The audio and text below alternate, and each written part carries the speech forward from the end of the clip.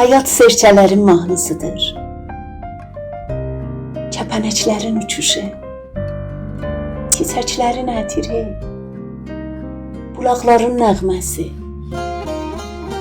Həyat dağ başındakı ağappaq qardır, düzlərdəki topraqdır.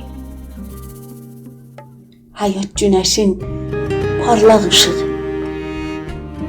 yelin ağaclarla öpüşməsidir. Günaydın həyat, günaydın.